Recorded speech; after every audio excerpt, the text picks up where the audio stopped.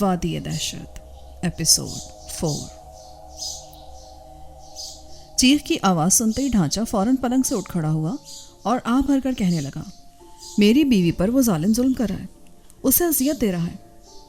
تم تو کہتے ہو کہ اس کے ہاتھ میں مقدس دھاگا ہے، پھر کیسے زاگونا تمہاری بیوی کو نقصان پہنچا رہا ہے؟ بات دراصل یہ ہے کہ مقدس دھاگا میری بیوی کے ہاتھ میں ہے، جس کی وجہ سے زاگونا میری بیوی کی عزت پامال نہیں کر سکتا، نہ ہی اس کو تہہ خانے سے اٹھا کر کسی اور جگہ لے جا سکتا ہے، مگر وہ اپنی کالی طاقتوں کے ذریعے میری بیوی کو دور ہی سے تکلیف و اذیت دیتا ہے۔ تم ایسا کیوں نہیں کرتے کہ اپنی بیوی کے ہاتھ سے مقدس دھاگا اتار لو اور زاگونا کا مقابلہ کرو؟ جیسے ہی میں مقدس دھاگا ابیرہ کے ہاتھ سے اتاروں گا، زاگونا کی کالی طاقتیں فوراً اسے اغوا کر کے طلسم ہفت ہیکل میں لے جائیں گی اور پھر ابیرہ کو شیطان کی بھیٹ چڑھایا جائے گا۔ مجھے ایک بات کی سمجھ نہیں آتی کہ جب زاگونا تمہاری بیوی کو تہہ خانے میں جا کر اپنی کالی طاقتوں کے ذریعے اذیت دیتا ہے، پھر تم ابیرہ کو اٹھا کر یہاں کمرے میں کیوں نہیں لے آتے؟ ہاں، یہ تم نے اچھا سوال کیا۔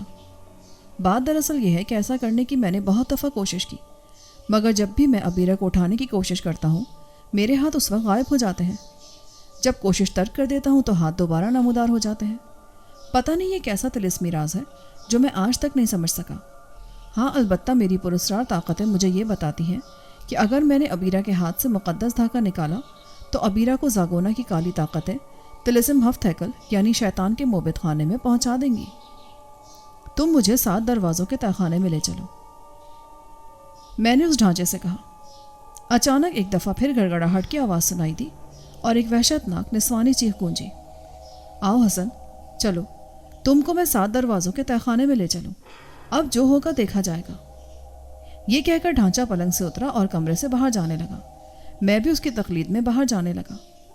کمرے سے باہر نکلے تو میں نے خود کو ایک راہداری میں پایا۔ ہم دونوں آگے بڑھنے لگے۔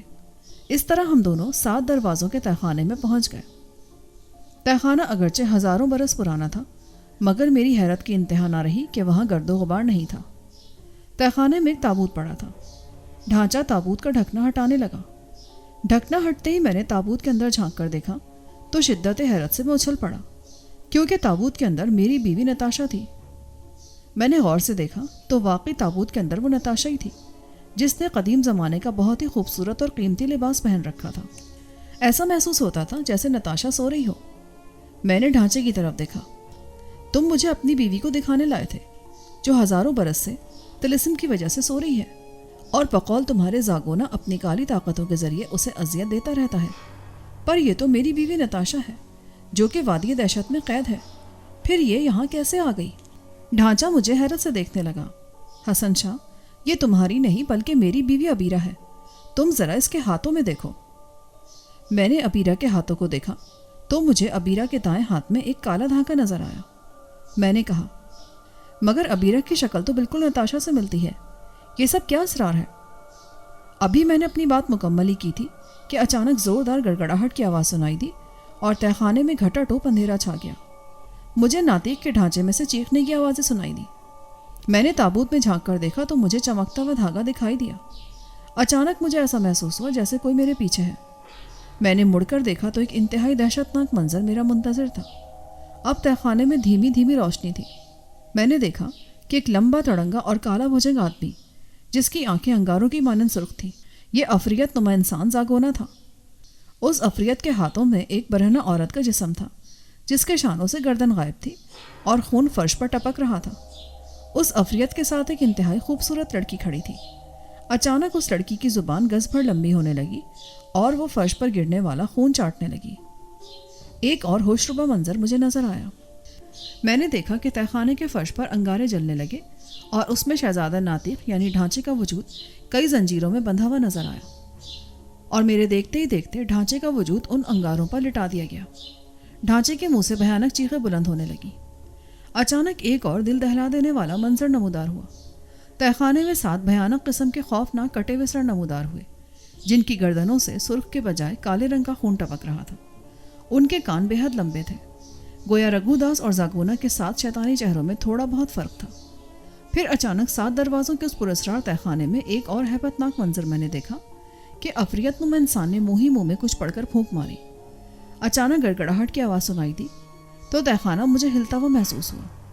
आवाज़ के साथ ही मैंने देखा कि ताबूत में मौजूद हजारों सालों से बेहोश अबीरा के मुंह से इंतहाई भयानक चीख बुलंद हुई। अबीरा ताबूत में तड़पने लगी जैसे उसे सख्त अजियत दी जा रही हो। अचानक सातों इंतहाई खौफनाक शक्लों के भयानक और शैतानी चेहरों के मुंह से जुबानें बाहर आईं और आहिस्ता आहिस्ता लंबी होने लगी। उन जुबानों में छोटे छोटे सांप उगे हुए थे जो जुबानों को डंक मार रहे थे और उन शैतानी चेहरों की जुबानों से गलीज खून टपकने लगा। कटी हुई गर्दनों से भी खून टपक रहा था और जुबानों पर जहाँ जहाँ छोटे छोटे उगे हुए सांप डंक मार रहे थे वहां से भी खून टपक कर तहखाने के फर्श को गंदा कर रहा था। मैं ताबूत के साथ चिपका हुआ यह दहशतनाक मंजर देख रहा था। अचानक मेरी नज़र जागोना के चेहरे पर पड़ी तो मैं कांप उठा। जागोना का मुंह खून से लिथड़ा हुआ था जिसकी वजह से उसका चेहरा इंतहाई खौफनाक हद तक भयानक हो चुका था। जागोना के पहलू में खड़ी हुई खूबसूरत लड़की पर मेरी निगाह पड़ी तो मैं खौफ और दहशत से कांपने लगा। लड़की का गोरा रंग अब जागोना की तरह स्याह तवे की मानंद हो चुका था और मुंह से निकलने वाली गजभर लंबी जुबान जो सुर्ख थी वो भी स्याह हो गई थी। अब वो मजीद लंबी होती जा रही थी और सात शैतानी चेहरों की गर्दनों और जुबानों से टपकने वाले काले खून को अपनी स्याह जुबान से चाटने लगी थी। उस खूबसूरत लड़की का चेहरा बिगड़ने लगा और इंतहाई खौफनाक हद तक भयानक हो गया। मैं ताबूत के साथ चिपका खड़ा था और खौफ से थर थर कांप रहा था। ढांचे यानी शहजादे नातीक के मुंह से अभी तक भयानक चीखें मुसलसल जारी थी और उसका वजूद अंगारों पर पड़ा तड़प रहा था। अचानक जागोना ने बदकिस्मत औरत के सीने में हाथ डालकर उसका दिल निकाल लिया और बचा खुचा जिस्म जमीन पर डाल दिया। जैसे ही जागोना ने औरत का बचा खुचा जिस्म जमीन पर डाला, सातों शैतानी चेहरों की जुबानें उनके मुंह में जाने लगी और वो फर्श पर आ गए। फिर औरत के बचे खुचे वजूद पर वो पिल पड़े और देखते ही देखते मिनटों में औरत का जिस्म हड्डियों समेत वो चट कर गए। खूबसूरत लड़की जो अब खूनी अफरियत बन चुकी थी, फर्श पर बिखरे हुए खून को अपनी गजभर लंबी जुबान से चाटने में मसरूफ थी। ये मनाजिर इतने भयानक थे कि अगर कोई और होशमंद आदमी उसे देख लेता तो खौफ व दहशत से उसका कल्ब हरकत करना भूल जाता। अचानक जागोना ने फिजा में हाथ हिलाया। उसके हाथ में एक सुर्ख रंग का मोटा सा डंडा आ गया जिसमें बड़ी बड़ी सलाखें लगी थी। मैंने उनकी तादाद गिनी तो वही 7 का चक्कर था। फिर जागोना कहकह लगाता हुआ नातीक की तरफ बढ़ने लगा। ढांचे के नज़दीक जाकर जागोना ने अंगारों पर फूंक मारी तो अंगारे गायब हो गए। अंगारों के गायब होते ही ढांचे के मुंह से चीखें निकलनी बंद हो गई। जागोना जोर से चीखा, ओ मनहूस शहजादे, तुमने मेरी बहन को ज़िबा करके मार डाला था। मैं तुम्हें इतना तड़पाऊंगा कि तुम मरने की दुआ करोगे, मगर तुम्हें मौत नहीं आएगी और तुम्हारे इस हमदर्द को भी मैं तड़पा तड़पा कर मारूंगा। ये कहकर जागोना ने 7 सलाखों वाला डंडा ढांचे की टांगों पर जोर से मारा। डंडा लगते ढांचा बुरी तरह तड़पने लगा और उसके मुंह से एक मरतबा फिर भयानक चीखों का सिलसिला शुरू हो गया और जहां डंडा लगा था वहां से धुआं बुलंद होने लगा। जब धुआं खत्म हुआ तो मैंने देखा कि ढांचे की टांगों पर जहां डंडा लगा था वो जगह स्याह हो चुकी थी। इस तरह वक्फे वक्फे से जागोना ढांचे की मुख्तलिफ जगहों पर सलाखों वाला डंडा बरसाने लगा और ढांचे की भयानक चीखों पर खौफनाक कहकहे लगाने लगा। मैंने गौर किया तो ढांचे के पूरे वजूद में कुछ ऐसी जगह थी जो डंडा लगने से काली हो चुकी थी। मेरी नज़र डंडे पर पड़ी तो मैं एक दफ़ा फिर चौंक उठा। डंडे पर जहाँ 7 सलाखें थीं अब वहाँ सिर्फ 1 सलाख बाकी रह गई थी। जागोना मेरी तरफ देखने लगा था। अच्छा, तो तुम हो वो बदकिस्मत शख्स जिसने शहनशाह जुल्मात के ख़ास पुजारी रघुदास का हुक्म नहीं माना। अरे ओ बदबख्त, अगर तुम उस रघुदास का हुक्म मान लेते तो तुम्हारा क्या जाता, बल्कि तुम तो मज़े में होते, मगर तुमने मेरे कहर को खुद आवाज़ दी है। ये कहकर जागोना मेरी तरफ बढ़ने लगा। मुझे ख्याल आया कि मैं तो मुसलमान हूँ, फिर क्यों इन शैतानी कुव्वतों से डर रहा हूँ। ये सोचकर मैंने आयतल कुर्सी पढ़ने की कोशिश की, मगर आयतल कुर्सी मुझे अक्सर भूल चुकी थी। मैंने जहन पर बहुत जोर डाला मगर नदारद। जागोना कहकह लगाता हुआ आहिस्ता आहिस्ता मेरी तरफ बढ़ने लगा। 7 भयानक चेहरे और खूबसूरत लड़की जो अब डाइन बन चुकी थी, सब कहकह लगाते हुए आहिस्ता आहिस्ता मेरी तरफ बढ़ रहे थे। मेरी नज़र अचानक ताबूत में पड़ी। अबीरा जो उस वक्त सुकून से ताबूत में पड़ी थी, उसके हाथ में धागा था जो मुसलसल चमक रहा था। अचानक मैंने वो धागा अबीरा के हाथों से छीनने की कोशिश की, मगर जैसे ही मेरा हाथ धागे को छुआ मुझे ज़ोरदार झटका लगा और मैं तकरीबन उड़ता हुआ दूर जा गिरा। जागोना के कहकहे मज़ीद तेज़ हो गए। वो बोला, ओ बदबख्त, अब तुम पलीद हो चुके हो। अगर इस धागे को निकालना मुमकिन होता तो मैं कब का इस लड़की के हाथ से धागा निकालकर शहनशाह जुल्मात को उसकी कुर्बानी दे चुका होता। ये कहकर जागोना मेरे नज़दीक पहुंच गया। देखो, मेरी तुमसे कोई दुश्मनी नहीं है اور رگوداس نے میرے ذمے جو کام لگایا تھا وہ اتنا غلیظ اور ناپاک ہے کہ اگر میں اس کا کام کر بھی دیتا تو میں اپنے ایمان سے محروم ہو جاتا. مجھے مار کر تمہیں کیا ملے گا؟ میں تو ویسے بھی عطاب کا شکار ہوں. زاگونا مجھے گھور رہا تھا. وہ بولا، اگر تم شہنشاہ ظلمات کی اطاعت قبول کر لو تو میں تمہیں معاف کر دوں گا، نہیں تو تمہارا ایسا حشر کروں گا کہ تمہاری روح صدیوں تک بلبلاتی رہے گی. زاگونا، میں ایک مسلمان ہوں اور مسلمان صرف ایک اللہ کے آگے جھکتا ہے، اس لیے میں شیطان کا پجاری بن کر کالی طاقتوں کا نمائندہ نہیں بن سکتا. بدبخت، گستاخ کہیں کے، شہنشاہ ظلمات کا نام ادب سے لو. زاگونا غصے سے چلایا، تم نے شہنشاہ ظلمات کی توہین کر کے خود ہی عطاب کو دعوت دے دی. لو سنبھلو، میں دیکھتا ہوں کہ تم کتنے پانی میں ہو. یہ کہہ کر زاگونا نے ہاتھ میں پکڑا ہوا سرخ رنگ کا ڈنڈا میرے بائیں بازو پر زور سے مارا. ڈنڈا لگتے میں زمین پر گر کر تڑپنے لگا.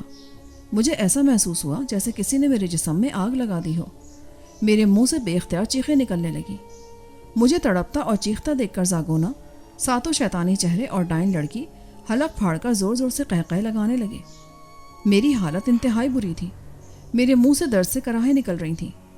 اچانک ناطق کی آواز میرے کانوں میں پڑی، دیکھو حسن شاہ، میں نے تم سے پہلے بھی کہا تھا کہ تم غلیظ مشروب پینے اور شیطانی کام کرنے کے بعد پلید ہو چکے ہو. غلاظت نے تمہارے ذہن پر کنٹرول کر رکھا ہے، اس لیے مقدس دھاگے کو تم نہیں چھو سکے. ہاں البتہ اگر تم کسی طرح مقدس دھاگا زاگونا کے گلے میں فوراً باندھ دو تو اس کی پراسرار کالی طاقتیں مقدس دھاگے کی وجہ سے ختم ہو جائیں گی. یہ کہہ کر ڈھانچہ خاموش ہو گیا. زاگونا اور اس کے چیلے ابھی تک ہنس رہے تھے. ایک دفعہ پھر زاگونا میری طرف آیا اور مجھے زور کا ڈنڈا مارا. ڈنڈے پر اس وقت کوئی سلاخ نہیں تھی.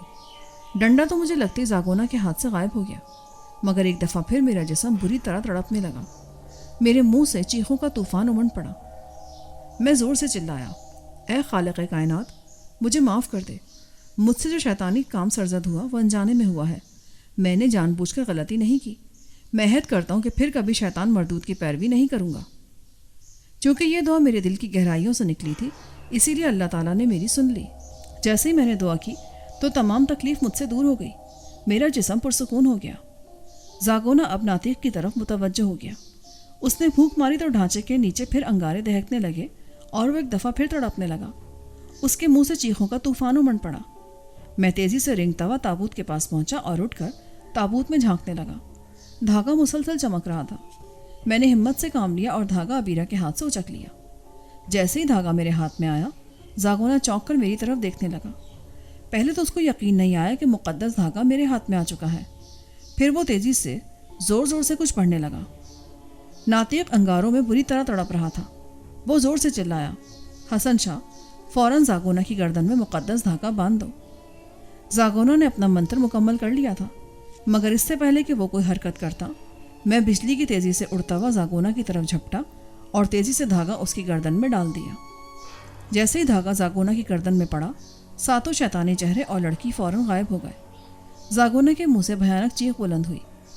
ناطق جو زمین پر تڑپ رہا تھا فوراً اٹھ کھڑا ہوا. انگارے اس کے نیچے سے یکسر غائب ہو چکے تھے. اچانک ڈھانچے نے فضا میں ہاتھ ہلایا. اس کے ہاتھ میں خنجر آ گیا. ڈھانچے نے خنجر میری طرف بڑھایا. حسن شاہ، فوراً اس کا خاتمہ کر دو. میں نے ڈھانچے کے ہاتھ سے خنجر لیا اور زور سے زاگونا جادوگر کے سینے میں گاڑ دیا. زاگونا فرش پر گر کر تڑپنے لگا. جیسے ہی زاگونا فرش پر گرا، میں نے دھاگا اس کی گردن سے نکال لیا. اچانک ایک دھماکہ ہوا. میں نے دیکھا کہ ساتوں شیطانی چہرے اور لڑکی نمودار ہوئے اور وہ بھی زمین پر گر کر تڑپنے لگے.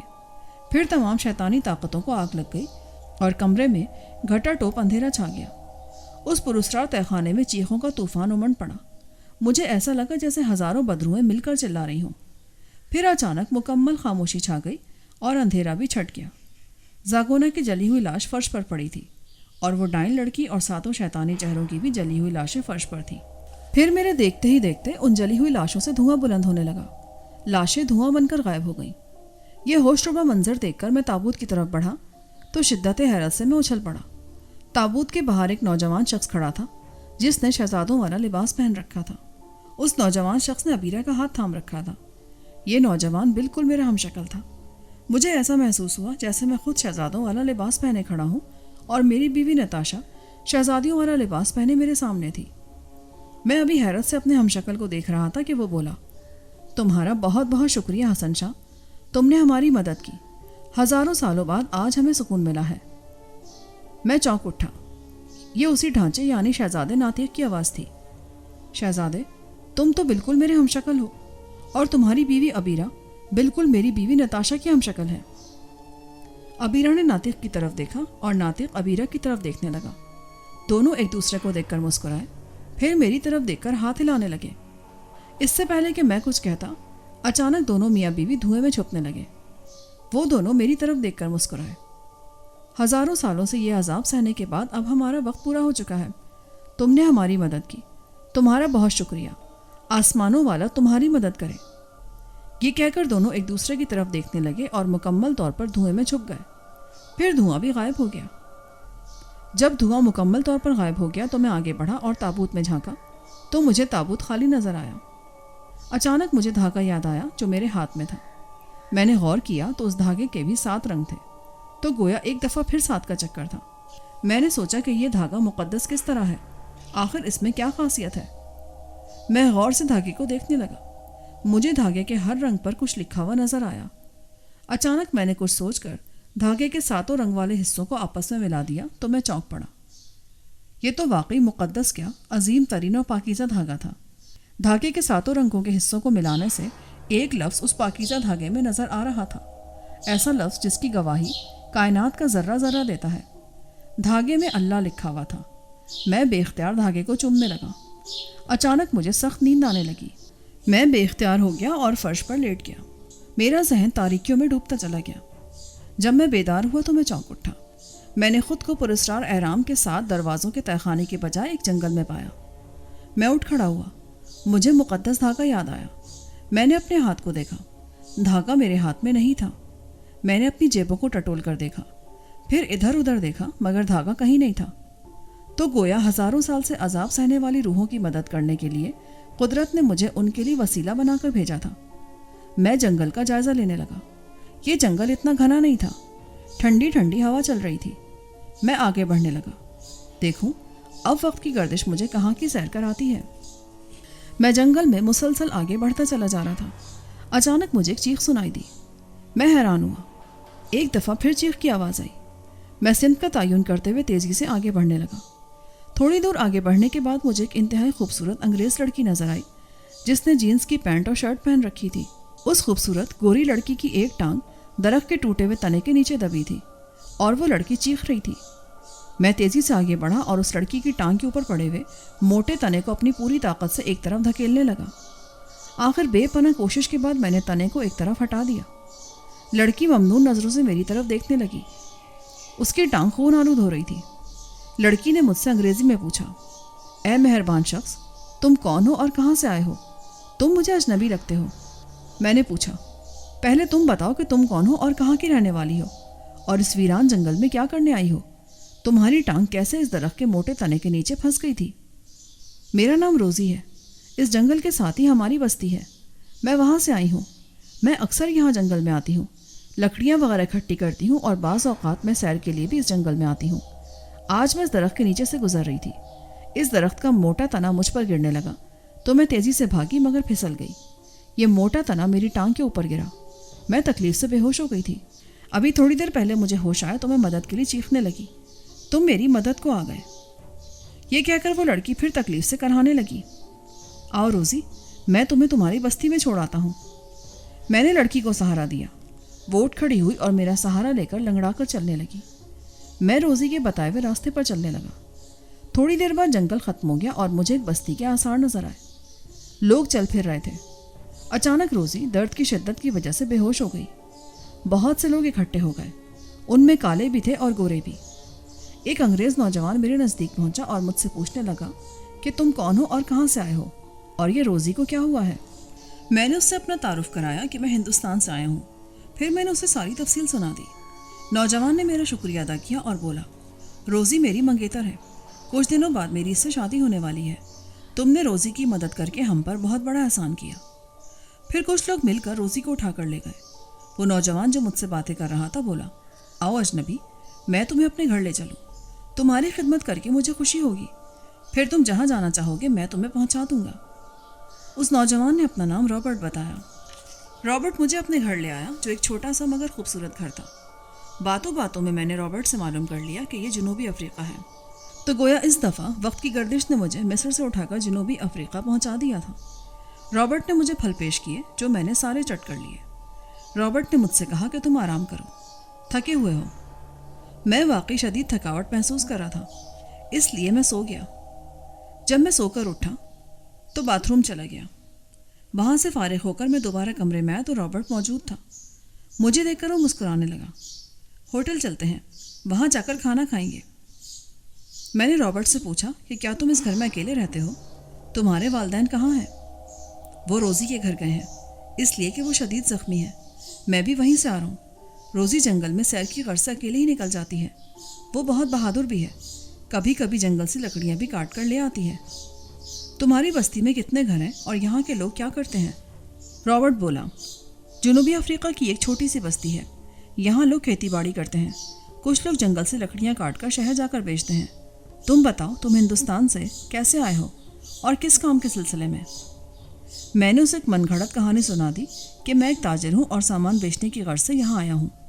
अपने दोस्तों के साथ शिकार की गर्ज से जंगल में आया था, मगर जंगल में रास्ता भूलकर दोस्तों से जुदा हो गया और भटक रहा हूँ। इस तरह रोज़ी से मुलाकात हो गई। रॉबर्ट बोला, आओ किसी होटल में चलते हैं, वहाँ खाना खाते हैं, फिर तुम जहाँ कहोगे मैं तुम्हें छोड़ दूंगा। हम एक होटल में आ गए। उस होटल में एक तवील कामत हबशी ड्रैगन कार्लोस से मुलाकात हुई और मेरी ज़िंदगी एक बार फिर सहर और असरार की दुनिया में डूब गई। ये सब मैं आपको आगे चलकर बताऊंगा। जब हम होटल में पहुंचे तो हम दोनों कोने में पड़ी हुई कुर्सियों पर बैठ गए। हमारे साथ वाली कुर्सी पर एक तवील कामत देव हैकल हबशी बैठा था। वेटर को हमने खाने का ऑर्डर दिया। कुछ ही देर बाद खाना आ गया। हम खामोशी से डिनर में मशगूल हो गए। मैं कनखियों से हबशी की तरफ देख लेता। मैंने महसूस किया कि नौजवान हबशी मुसलसल हमारी तरफ, बल्कि यूँ कहना चाहिए कि मेरी तरफ देख रहा था। जब हम खाने से फारिग हुए तो रॉबर्ट ने बेल अदा किया और हम होटल से बाहर जाने लगे। मैंने हबशी की तरफ देखा तो वो मुसलसल मुझे ही घूर रहा था।